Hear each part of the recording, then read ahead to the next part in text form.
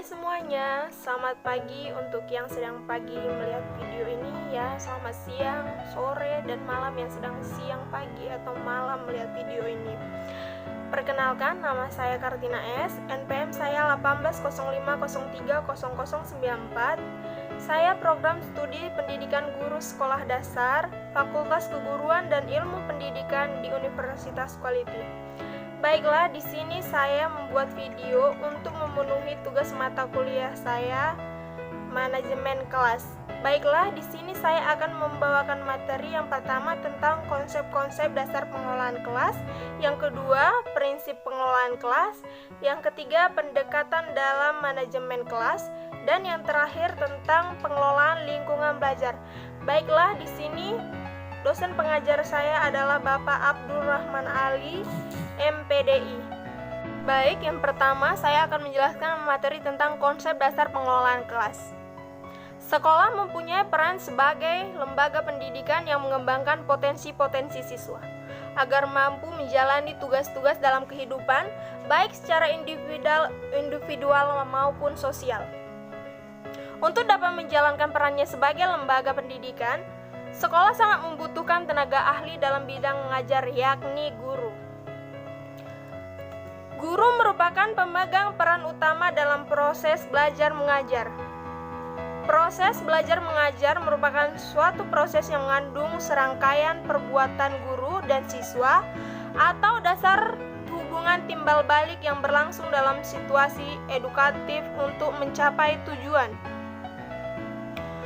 Guru juga berperan sebagai pengelolaan proses belajar mengajar, bertindak selaku fasilitator yang berusaha menciptakan kondisi belajar mengajar yang efektif sehingga memungkinkan proses belajar mengajar mengembangkan bahan belajar dengan baik dan meningkatkan kemampuan siswa untuk menyimak pelajaran dan menguasai tujuan-tujuan pendidikan yang harus mereka capai.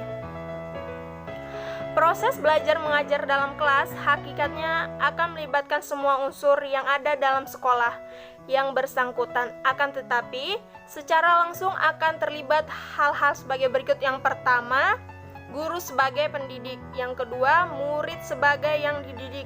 Yang ketiga, alat-alat yang dipakai. Keempat, situasi dalam lingkungan kelas. Yang kelima, dan ini yang terakhir, kelas itu sendiri. Baik, yang kedua saya akan menjelaskan prinsip dalam pengelolaan kelas. Ini yang saya bawakan menurut Jamarah. Yang pertama itu tentang kehangatan dan keantusiasan. Kehangatan dan keantusiasan diperlukan dalam proses belajar mengajar. Mengapa demikian?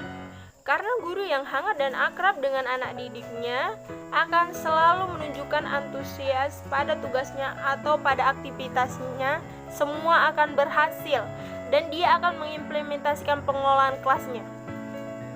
Yang kedua, tantangan. Penggunaan kata-kata, tindakan, cara kerja, atau bahan-bahan yang menantang akan meningkatkan gairah anak didik untuk belajar, sehingga mengurangi kemunculan tingkah laku yang menyimpang, serta dapat menarik perhatian anak didik dan dapat mengendalikan gairah belajar mereka. Yang ketiga, bervariasi. Penggunaan alat atau media atau alat bantu, gaya mengajar guru, pola interaksi antara guru dan anak didik akan mengurangi munculnya gangguan serta meningkatkannya perhatian anak didik. Yang keempat, keluasan. Keluasan tingkah laku untuk mengubah strategi mengajar dapat mencegah kemungkinan munculnya gangguan pada anak didik serta menciptakan iklim belajar yang efektif. Yang kelima, penekanan pada hal-hal yang positif. Mengajar dan mendidik menekankan hal-hal yang positif dan menghindari pemusatan perhatian anak didik pada hal-hal yang negatif. Penekanan pada hal-hal positif yaitu penekanan yang dilakukan guru terhadap tingkah laku anak didik yang positif.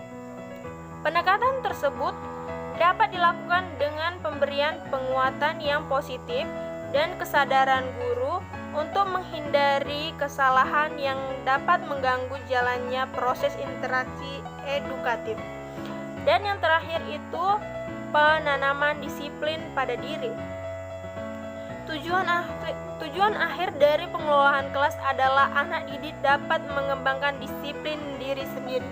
Karena itu, guru sebaiknya mendorong anak didik untuk melaksanakan disiplin diri dan menjadi teladan dalam pengendalian diri dan pelaksanaan tanggung jawab. Baik, yang ketiga saya akan menjelaskan tentang pendekatan dalam pengelolaan kelas. Di sini ada 10 pendekatan. Yang pertama, pendekatan otoriter. Pendekatan otoriter adalah suatu pendekatan pengendalian perilaku peserta didik oleh guru. Tujuan guru yang utama adalah mengendalikan perilaku peserta didik karena gurulah paling mengetahui dan berurusan dengan peserta didik. Yang kedua, pendekatan intimidasi. Pendekatan intimidasi adalah pendekatan yang memandang manajemen sebagai proses mengendali perilaku peserta didik. Berbeda dengan pendekatan otoriter yang menekankan perilaku guru yang manusiawi, pendekatan intimidasi menekankan pada perilaku guru mengintimidasi. Yang ketiga, pendekatan permisif. Pendekatan permisif adalah pendekatan yang menekankan keperluannya memaksimalkan kebebasan siswa.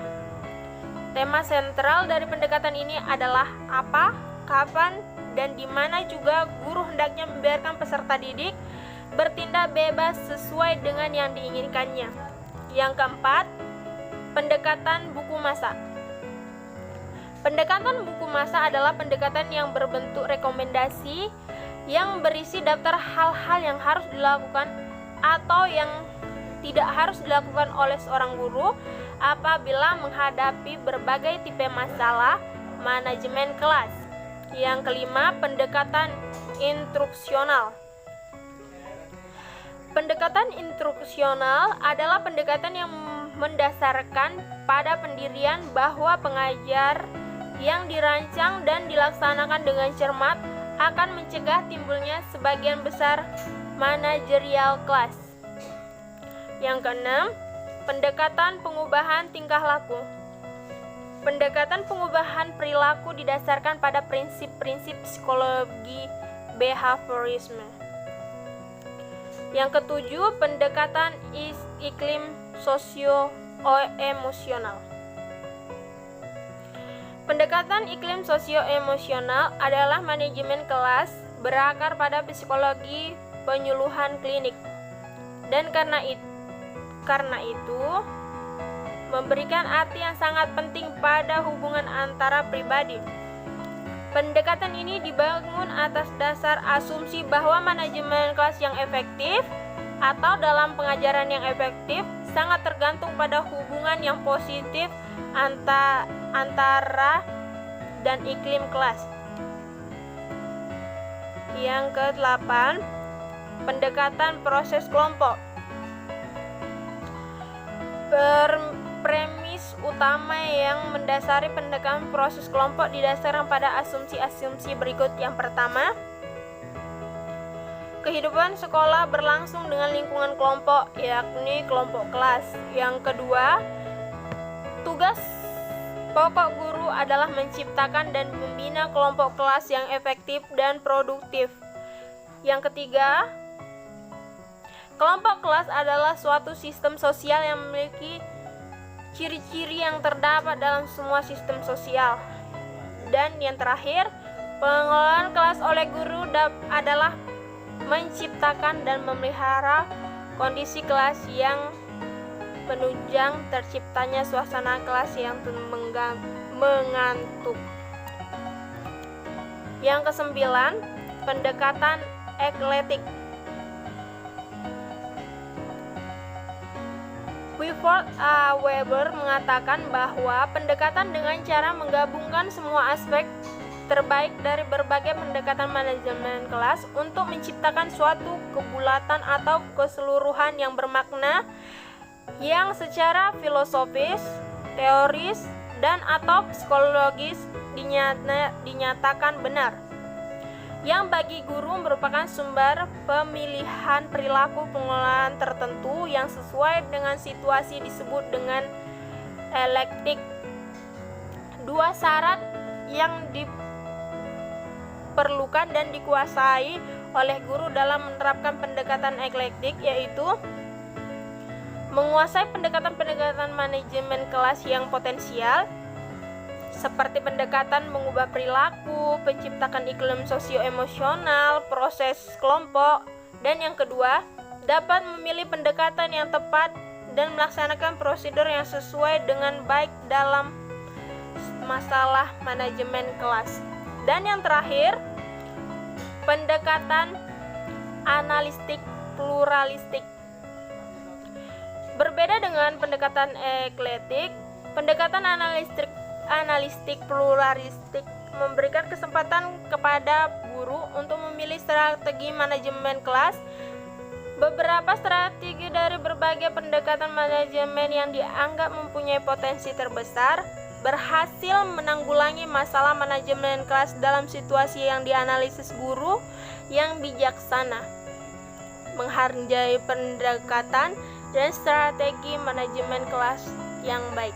Baik, yang terakhir saya akan menjelaskan tentang pengelolaan lingkungan belajar atau pengelolaan lingkungan kelas. Yang pertama, saya akan menjelaskan tentang pengertiannya. Pengelolaan berasal dari kata kelola yang mendapat imbuhan pe dan akhiran yang mempunyai arti ketata laksanaan, tata pimpinan, atau bisa disebut juga manajemen.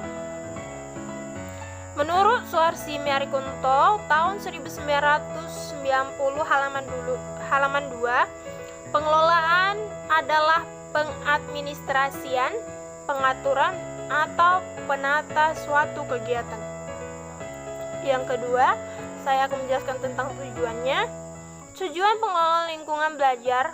Pada proses belajar mengajar, pengelolaan lingkungan belajar mempunyai tujuan secara umum, yaitu menyediakan fasilitas berbagai macam kegiatan siswa dalam lingkungan sosial, emosional, dan intelektual di kelas. Menurut Suharsi Marikunto, tujuan pengelolaan lingkungan belajar yang berupa kelas adalah menjadikan setiap anak yang berada di dalam kelas dapat bekerja atau berpikir, berinteraksi, dan berpendapat sehingga akan mencapai tujuan pengajaran secara efektif dan efisien. Di sini ada macam-macam lingkungan belajar. Saya akan menyebutkan, saya tidak menjelaskan secara terperinci. Yang pertama, lingkungan belajar indoor. Yang kedua, lingkungan belajar outdoor. Baiklah, mungkin itu saja yang bisa saya sampaikan untuk hari ini dan untuk materi kali ini. Saya mohon maaf bila ada salah kata atau pemaparan materi yang saya bawakan, karena di sini saya juga masih proses belajar. Demikianlah, selamat sore dan salam sehat dari kami, mahasiswa Universitas Quality.